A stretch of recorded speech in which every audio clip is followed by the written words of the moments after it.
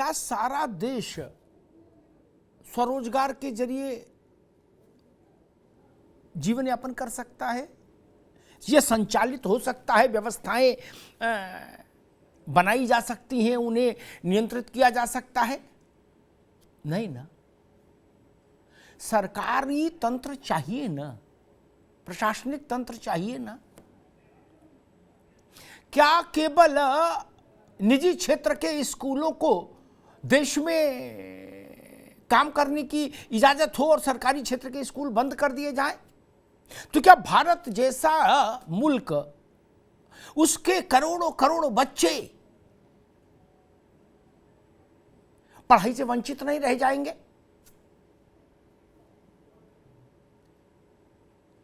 अगर सरकारी नौकरी भ्रष्टाचार का पर्याय है जैसा कहा जा रहा है, माहौल बनाने की कोशिश हो रही है, तो क्या सेना निजी होगी? वहां वो भी सरकारी है। राज्यों में पुलिस, अर्धसैनिक, केंद्र में अर्धसैनिक बल जो भारत माता के लिए कुर्बानी देते हैं, वो सब सरकारी कर्मचारी हैं। तब क्या करिएगा? ऐसे ही तमाम चीजें आप देख सकते हैं। सारी न्यायपालिका में जो जजेज हैं, सुप्रीम कोर्ट से लेकर और जिला की अदालत तक, वो भी सरकारी कर्मचारी हैं। क्या जज भी प्राइवेट एजेंसी से संविदा पर सप्लाई होंगे, आउटसोर्सिंग होगी? क्योंकि आप लोग, कुछ लोगों को लगता है कि सरकारी आदमी तो काम ना करने की तनख्वाह लेता है और काम करने की रिश्वत। इंदिरा गांधी को चुनाव में भ्रष्ट आचरण के चलते अयोग्य ठहरा देने का निर्णय करने वाले जगमोहन लाल सिन्हा भी सरकारी कर्मचारी थे, जज थे, वो भ्रष्ट थे। वीर अब्दुल हमीद सरकारी कर्मचारी, सैनिक, भ्रष्ट था। इसरो में काम करने वाले वैज्ञानिक सरकार से तनख्वाह लेते हैं, वो भ्रष्ट हैं, वो कामचोर हैं, वो अयोग्य हैं, उनके पास कोई हुनर नहीं है। कैसा नैरेटिव सेट करने की कोशिश हो रही है इस मुल्क में? ये खतरनाक है, ये रास्ता खतरनाक है। ये देश के युवाओं की प्रतिभा को कुंठित करने की साजिश है लगता। गजब बात है। उत्तर प्रदेश के सरकारी स्कूलों में, प्राइमरी में, यानी 1 से लेके 5 तक प्राइमरी में 2-2.5 करोड़ गरीब बच्चा पढ़ रहा है। बंद कर दें, क्योंकि बाकी तो सब भ्रष्ट हैं पढ़ाने वाले। उनको कौन पढ़ाएगा? कि सरकारी स्कूलों से पढ़े हुए लोगों ने इस देश का विभिन्न क्षेत्रों में अद्भुत नेतृत्व तो नहीं किया? और अगर नहीं मालूम हो तो मैं गिना दूं। और बहस पर जाने से पहले एक बात और कहूं, वहां से बहस शुरू करूंगा। अभी साल भर पहले हमने लगातार 2 साल कोरोना की विभीषिका से 2-2 हाथ किए। जब पहली बार कोरोना आया, देश भर में लॉकडाउन हो गया। तब ये देश कौन लोग चला रहे थे? गरीब के घर अनाज और भोजन कौन पहुंचा रहा था? वो सरकारी कर्मचारी ही था। प्राइवेट तो सब बंद करके चले गए थे ताला। कोई भी प्राइवेट डॉक्टर मरीज नहीं, कोरोना का मरीज नहीं देख रहा था। कोई भी प्राइवेट अस्पताल नहीं देख रहा था। सिर्फ सरकारी में ही हो रहा था। जान हथेली पर रखकर सैकड़ों डॉक्टर और कई सैकड़ा पैरामेडिकल स्टाफ, उन्होंने अपनी जान की बाजी लगा दी, कुर्बानी दे दी कोरोना के काल में। वो कहां हैं? वो भ्रष्ट हैं, बेईमान हैं, अयोग्य हैं, मक्कार हैं। ऐसी भाषा, कैसा चित्र खींचना चाहते हैं हम? रोजगार किया जाए, अच्छी बात है। उद्यमशीलता रहे, अच्छी बात है। एंटरप्रेन्योरशिप अच्छी चीज है, कौन बुराई कर रहा है? लेकिन अगर खाली पड़े सरकारी पदों को भरने के लिए कोई मांग करे तो उसके खिलाफ ये साजिश वाला अभियान चलाया जाएगा टूल किट का। अगर इस देश का नौजवान ये कहे कि ईमानदारी से भर्ती परीक्षा होनी चाहिए, बिना भ्रष्टाचार और कदाचार के चयन होना चाहिए, योग्यता के आधार पर चयन होना चाहिए, पर्चा आउट नहीं होना चाहिए, सॉल्वर गैंग का प्रवेश नहीं होना चाहिए, तो कोई पाप है? कौन माइका लाल ये कह सकता है कि ये पाप है और देश विरोधी काम है? और जो ऐसा कह रहे हैं लगता है वो किसी टूल किट से संबद्ध हैं। आप बताइए ना, अगर किसी राज्य में 1 लाख सिपाही के पद, पुलिस के पद खाली हैं, तो वहां के नौजवान को हक है सरकार से ये जिद करने का, मांग करने का कि पद भरिए, ईमानदारी के साथ भरिए, पारदर्शिता के साथ भरिए।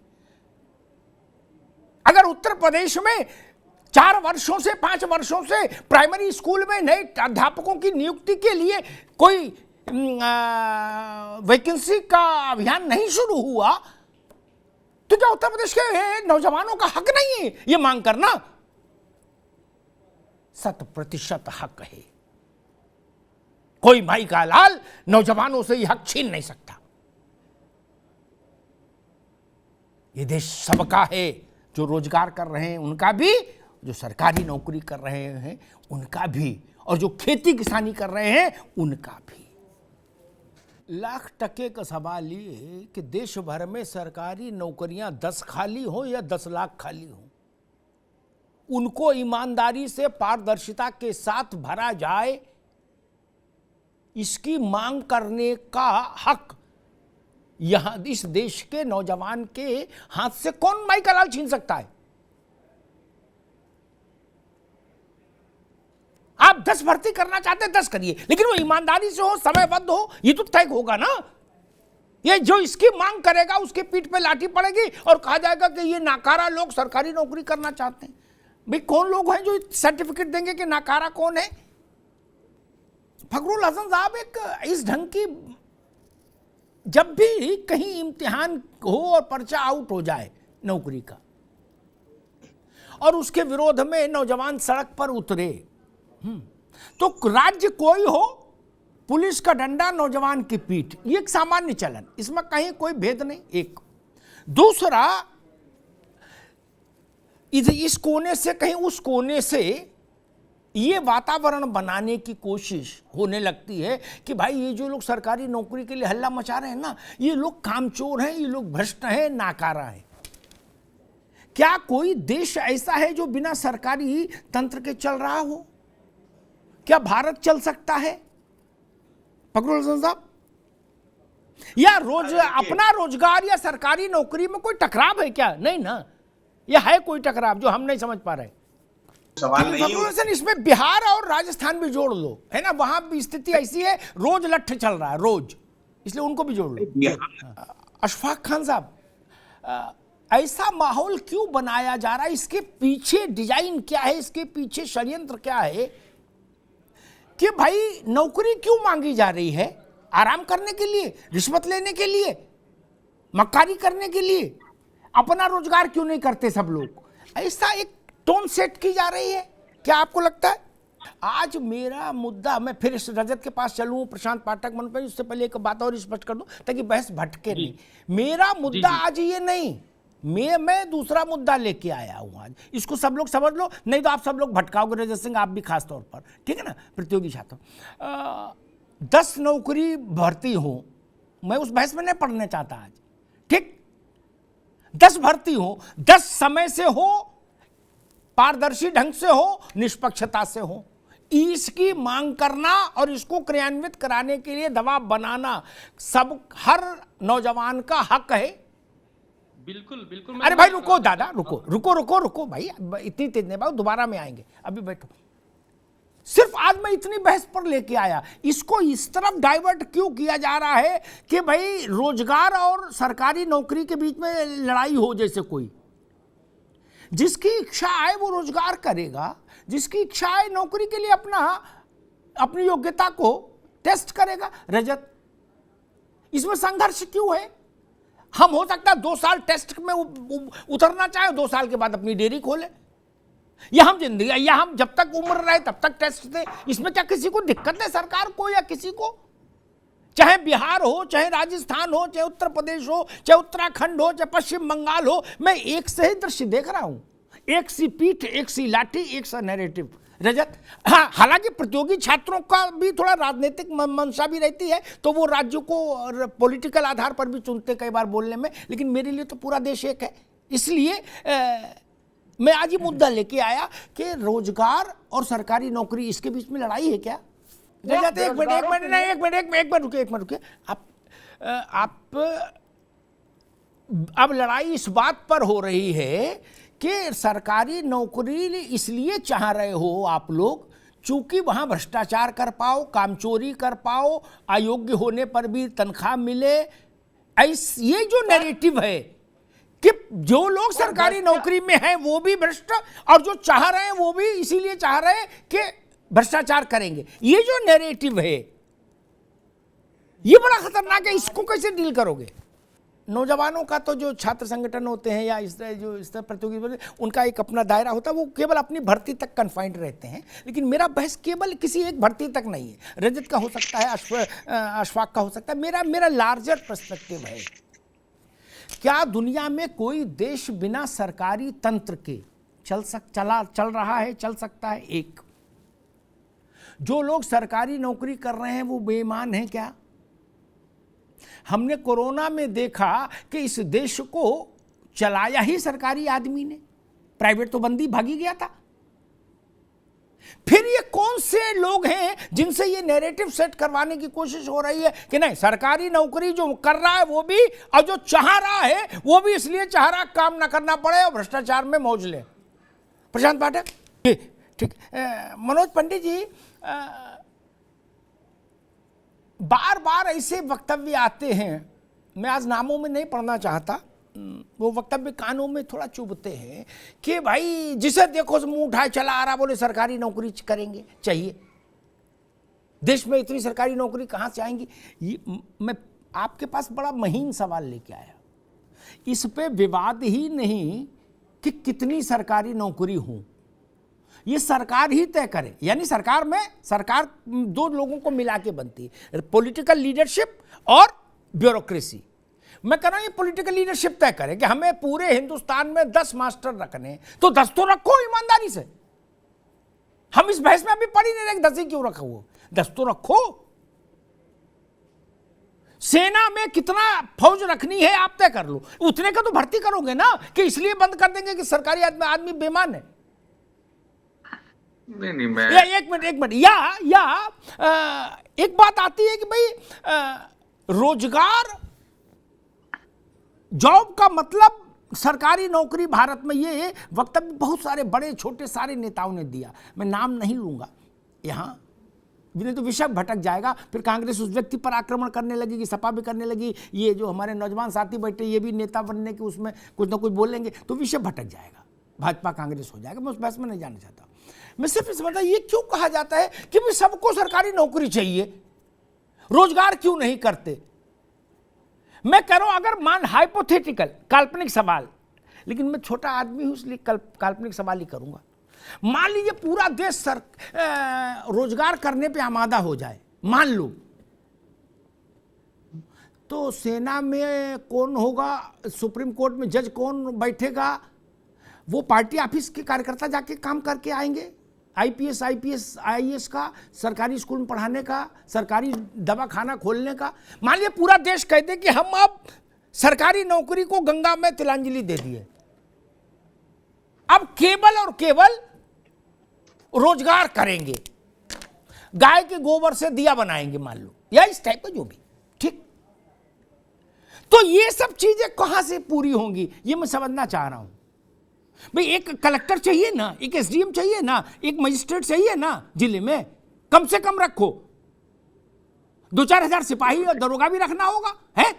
नहीं तो हमारी चिंता छोड़ो, नेताजी को लोग पटक के मारेंगे, तब उनकी रक्षा कौन करेगा? उनकी रक्षा के लिए तो चाहिए पुलिस। बिल्कुल ठीक, तब कैसे होगा? बताओ। अमिताभ जी, नहीं मनोज जी, नहीं मैं दूसरे आज वो बात नहीं करने आया मित्र, आप सुन लो, मैं तो बिल्कुल बीच में खड़ा हूं ना, इधर झुक रहा हूं उधर। मैं ये कह रहा हूं, एक आंकड़ा अभी लेटेस्ट आया, पार्लियामेंट चल रही थी कि करीब 9.25 लाख सरकारी नौकरी केंद्र की खाली है, ठीक। अभी राज्यों को छोड़ दो, वो नौकरियां ईमानदारी से 6 महीने के अंदर भर दी जाए, इसमें क्या समस्या है?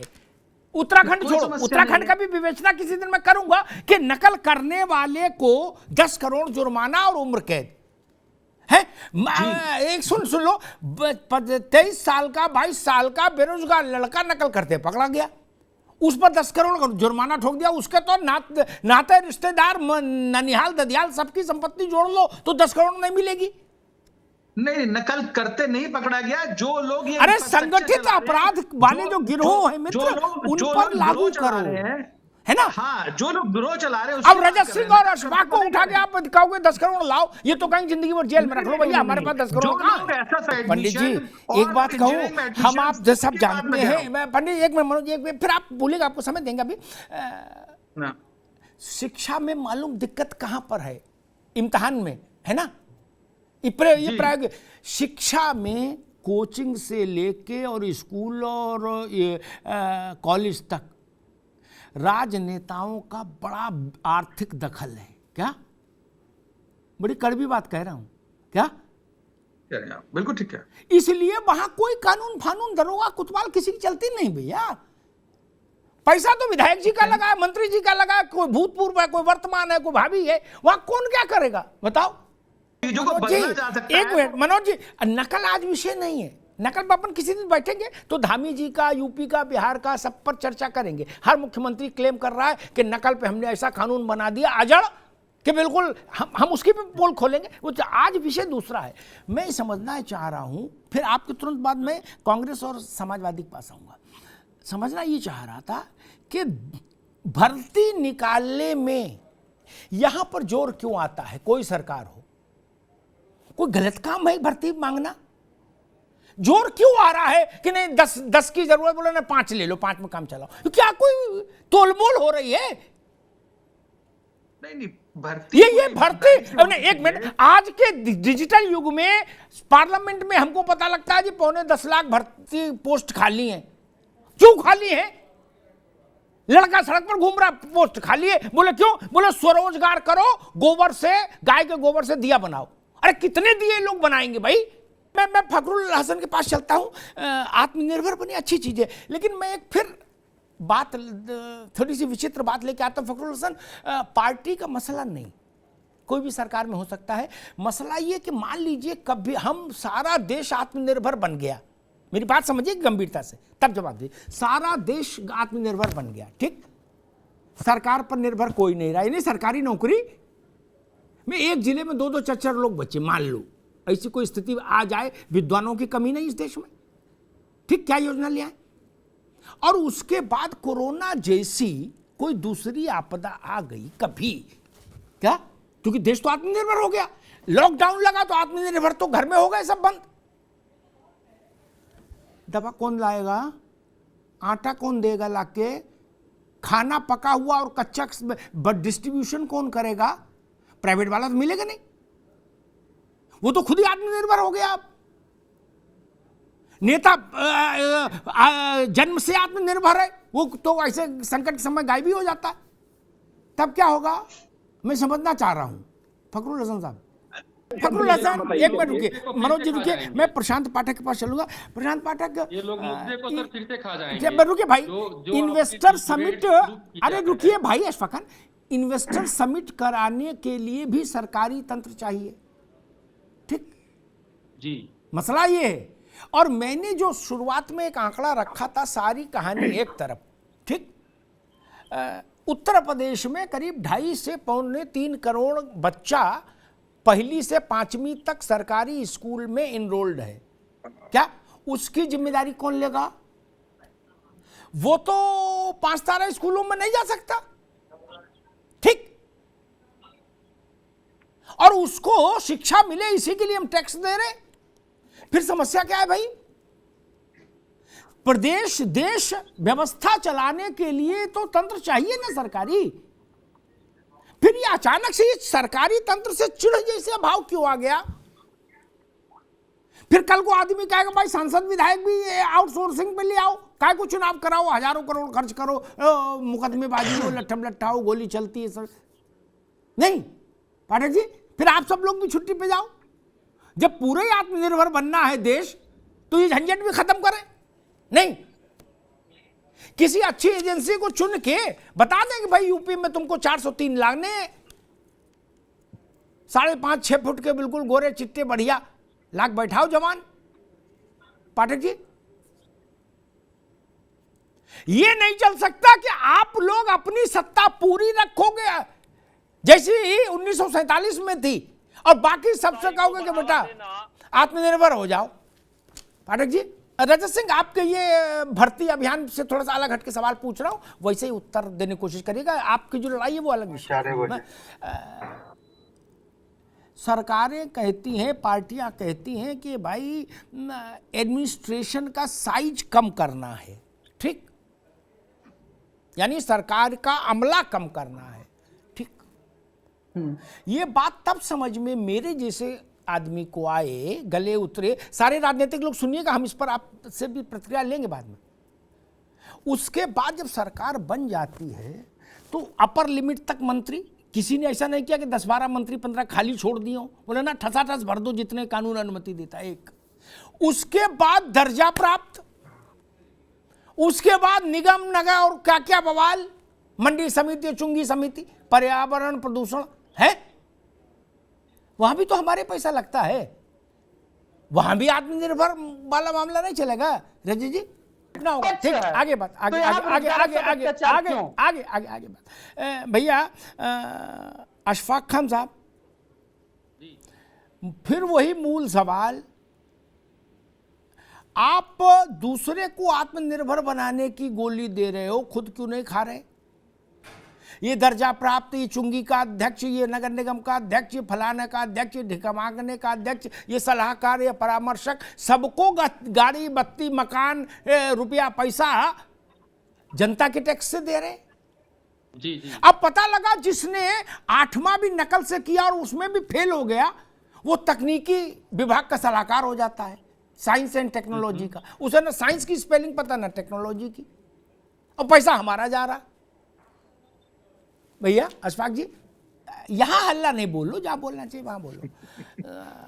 ये जो बात बार बार नौजवान कहते हैं, मैं उनके भी वंस फॉर ऑल सेटल कर दूं। मेरी ऐसे लोगों से हमेशा इस बात की शिकायत रही, चुनाव में सपा को, बसपा को, भाजपा को, कांग्रेस को नौजवान इंग्लैंड से आते हैं काम करने के लिए, आप ही लोग जाते हो गला फाड़ फाड़ के, ठीक है ना? इसलिए यहां ज्ञान मत दो। क्यों जाते हैं? तब जाता, अब मैं उन ज्यादा डिटेल में जाऊंगा तो फिर बड़ा पर्दे हट जाएंगे दोस्त। हमको यह भी पता क्यों जाते हैं, उसकी एवज में क्या है वो भी हम सब जानते हैं। इन बातों को छोड़ दीजिए। नहीं अभी नहीं, नो, अभी आपकी आवाज नहीं जाएगी जब तक नौजवान इस तरह की बेईमानी से खुद को अलग नहीं रखेगा। किसान कहता है मुझसे कि भाई जी हमारी कहीं सुनवाई नहीं। एक बार आए मुजफ्फरनगर के कई लोग, फखरुल हसन मेरे पास, बोले भाई हमारी तो कहीं अग्निहोत्री जी सुनवाई नहीं और हमारे वोट से सरकारें बनती हैं। मैंने कहा चाचा तब तक आपकी कहीं सुनवाई नहीं होगी, चुनाव के 15 दिन छोड़ दो, तब लड्डू खाने को मिल जाएगा, उसके बाद कभी नहीं होगी। कोई सपा आए, बसपा आए, भाजपा, कांग्रेस, कोई आए। बोलो क्यों? मैंने कहा जब तक आप ठाकुर, बामन, ऊंच नीच, हिंदू, मुसलमान, जाट, गुजर के नाम पर वोट देते रहेंगे, क्या जितनी फसलें उतने गुट किसानों में। मैंने जिस दिन किसान के नाम पर वोट देना सीख जाओगे, उस दिन सारी सरकारें जो चल रही वो भी आपके ड्यूढ़ी पर सिर झुकाएंगी और जिनको सरकार में आना है वो भी सिर झुकाएंगे, है ना? इसलिए इस बात में मैं नौजवानों से हमेशा खफा रहा कि ये चुनाव में भीड़ कहां से आती है। ये मोटरसाइकिल रैली कौन निकालता है? जापान से आते हैं लोग? नहीं ना, ये तो आउटसोर्स नहीं है, ना संविदा पे है, ये तो आप ही लोग करते हो ना, जी तो करिए, तो फिर आनंद लीजिए। अब साथ नहीं कर रहे थे आपसे भाई, इतना भी नहीं कर लोगे, आपसे साथ करेंगे। अब आपने बात कह दी, इतना बहुत है। फखरुल हसन, मैं दूसरा एक प्रश्न आपसे पूछता हूं राजनेताओं से, तीनों से एक ही प्रश्न पूछूंगा। जो पार्टी जहां विपक्ष में होती है, ठीक, कोई भी पार्टी, वो वहां आत्मनिर्भर नहीं बना रही भारत को, वो कह रही सरकारी भर्ती पूरी करो, क्या? और जहां सरकार में होती है वहां वो कहती है उद्योगों की ओर, कारोबार की ओर जाओ, सरकारी नौकरी छोड़ो। ये बात मैं नहीं समझ पाया। बिहार में भाजपा कहती है 3 लाख टीचरों को नौकरी की वैकेंसी निकाले नीतीश कुमार, नहीं तो ईंट से ईंट बजा देंगे। और यूपी में कहती कि नहीं, नौकरी का तो अनुपात समानुपात सब बराबर है। ये सब पार्टियों के लिए लागू है। यूपी में कांग्रेस कह रही है कि ईंट से ईंट बजा देंगे, भर्ती निकालो, और राजस्थान में कह रही काय की भर्ती जितनी निकालती उतनी बहुत है। फखरुल हसन, भैया पाठक जी, ये बात तो मैं आज तक में इसका वो समझ नहीं पाया मसला। ना मेरे साथ ये नहीं, ये जब मनोज पंडित से आमने सामने होती है सब बोलना, मैं भागने नहीं देता ना प्रसाद, आप मेरी आदत जानते हो। मैं तो गली पहले बंद करता हूँ, सवाल बाद में पूछता हूँ। मुझे पता है आपका, मुझे अच्छा लगता है। गली तो खुली आदत छोड़ी नहीं मैंने, जी, इसीलिए मैंने राजस्थान का उदाहरण दिया। वहां लाठी किस लिए पड़ रही? नहीं, तकरीर नहीं, आज विषय तकरीर के लिए माइक लगाओ, वो ज्यादा बेहतर, उसमें जनता सुनेगी, हमें सुनाने से क्या लाभ होगा। भैया मनोज पंडित जी, मेरा वही सवाल, थोड़ा कड़वा है मित्र, लेकिन सवाल वही है, मैं उस सवाल को छोड़ने पर, जो जहां विपक्ष में है वहां वो 100 ने 1000 गुना जनवादी है। क्या कर, चाहे जो मजबूरी हो, सरकारी भर्ती पूरी हो, क्या? और जहां सत्ता पक्ष में है वही कहता गाय के गोबर से दिए बनाओ, भारत को आत्मनिर्भर बनाना है। क्या नौकरी की बात कौन क्यों करते हो? ये बात समझ में नहीं आ रही। केरल से लेके कश्मीर तक और असम से लेके गुजरात तक यही हाल मैं देख रहा हूं। सारे आजमा लिए, सारे देख लिए, केंद्र की सरकार हो चाहे राज्यों की सरकार हो, सबका चाल चलन एक ही है भैया पंडित जी। 19-20 का फर्क मान लो, जैसे नेहरू कट में किसी का रंग, किसी ने गुलाबी पहनता, कोई काला पहनती, कोई हरा पहनता, उतना ही अंतर कार्यशैली में है। पंडित जी, मनोज पंडित जी, ठीक बात है, लेकिन एक बात मैं फिर कहूं, जिस भावना के विरुद्ध मैं ये शो कर लेके आया आज, वो भावना लास्ट में आई कि भाई सरकारी कर्मचारी का तो ये सोचना होता है कि मैं तो दामाद हो गया, रिश्वत के पैसे से घर चलेगा, तनख्वाह बैंक में जाएगी। ये भाव गलत है, भाव गलत है। एक से रुक जाइए।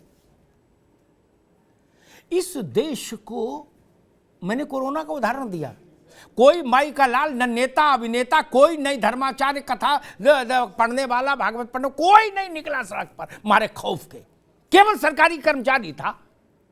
मैं आता था दफ्तर, उत्तर प्रदेश पुलिस के सिपाही मुझे मिलते थे हमेशा, उसमें कई लोग शहीद हो गए चौराहे पर। कोई नेता नहीं मिला जो भाषण दे रहे हैं सब लोग, कि सपा वाले 4 लोग कभी खड़े हो, बसपा वाले, भाजपा वाले, कांग्रेस वाले, कोई नहीं। प्राण सूख रहा था सबका। अब कह रहे हैं कि नहीं सरकारी आदमी बेईमान है।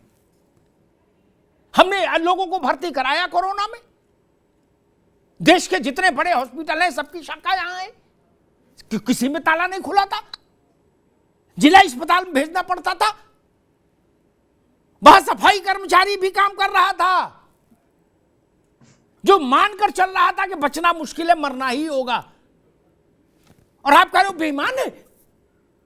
नहीं, बेईमान सबको नहीं कह रहे। भाव वही है ना कि वो सोचता है रिश्वत के पैसे से घर चलेगा, तनख्वाह हो जाएगी। मुझे बताइए सफाई कर्मचारी को कौन सी रिश्वत मिल रही, कौन सी रिश्वत मिल रही थी कोरोना में? तहसील में, राजस्व विभाग में काम करने वाले लोग अनाज बंटवाए कि नहीं बंटवाए, जिसके चलते आप जीत के आए? अनाज के चलते जीते ना, ये बात तो सब मानते, संघ भी मानता है, विपक्षी भी मानते। अनाज किसने बांटा? आपने बांटा। भाजपा गई थी क्या अनाज बांटने? नहीं। दिल्ली में अरविंद केजरीवाल गए थे अनाज बांटने? नो। सरकारी स्कूल के टीचरों ने बांटा, तहसील के कर्मचारियों ने बांटा। आपने क्यों नहीं बांटा? आपको डर लग रहा था। उनको हम बेईमान बताते हैं। नेताओं के शरीर की हिफाजत कौन कर रहा है? पैरामिलिट्री फोर्स, अर्धसैनिक बल। वो बेईमान हैं। सब दलों के नेता जिस सुरक्षा के अधीन हैं वो अर्धसैनिक बल ही है ना। वो बेईमान है। वो गरीब का लड़का इसलिए बेईमान हो जाएगा? नहीं, ये दृष्टिकोण ही पैदा करना खराब है। एपीजे अब्दुल कलाम सरकारी रहे, ई श्रीधरन मेट्रोमैन सरकारी नौकर थे। ये दोनों बेईमान थे। इन्होंने देश में कोई काम नहीं किया। कांग्रेस भाजपा के नेताओं के बराबर भी काम नहीं किया क्या? टीएन शेषन सरकारी कर्मचारी थे। उनसे पहले चुनाव कैसे होते थे और अब कैसे हो रहे हैं, ये उन्हीं की देन है। वो भ्रष्ट हैं, वो कामचोर हैं, उनके पास कोई हुनर नहीं, उनके पास कोई काबिलियत नहीं, अयोग्य है, मक्कारी करना चाहते हैं, इसलिए नौकरी में आए थे। वाह जी वाह, ये कैसा भ्रमजाल फैलाया जा रहा है इस देश में। इस देश के तमाम बड़े लोगों की एक लिस्ट बनवा लो। मैं सारे राजनेताओं से कहूंगा, उसमें आज भी 70% लोग सरकारी स्कूल से पढ़ के आए होंगे बचपने में, जो आज देश चला रहे हैं। फिर एक बात कही गई कि उन लोगों के पास कोई हुनर नहीं है। मैं बहुत सम्मान से एक बात पूछूंगा, प्रशांत पाठक से भी, पंडित जी से भी पूछा ना था, उनको राजनीतिक बिरादरी के सामने वो रख दूंगा बस। गांव में बकरी पालन का काम करते करते अचानक आदमी विधायक हुआ और विधायक होने के बाद साइंस एंड टेक्नोलॉजी का मंत्री बन गया।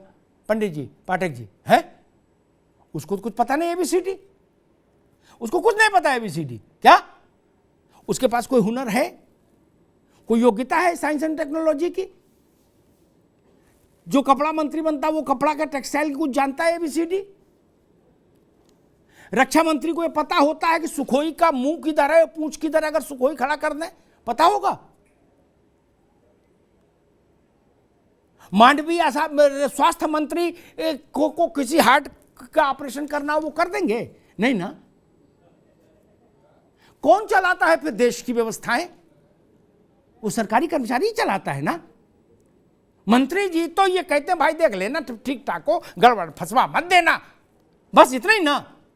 अब फिर कह देते यार मनोज पंडित भेजो, है वो अपनी राजनीतिक चर्चा में व्यस्त हो जाते हैं। काम तो सरकारी कर्मचारी कर रहा है ना। फीता आप काट रहे हो पंडित जी, काम वही कर रहा है। और मुझे पता नहीं कितने लोगों ने विधानसभा और लोकसभा और राज्यसभा का सत्र देखा है, एक पास ले जाके या मीडिया के नाते। मुझे 25 साल लोकसभा राज्यसभा कवर करने का अवसर मिला, 25 साल। मैंने बहुत सारे प्रधानमंत्री देखे, बहुत सारी सरकारें देखी।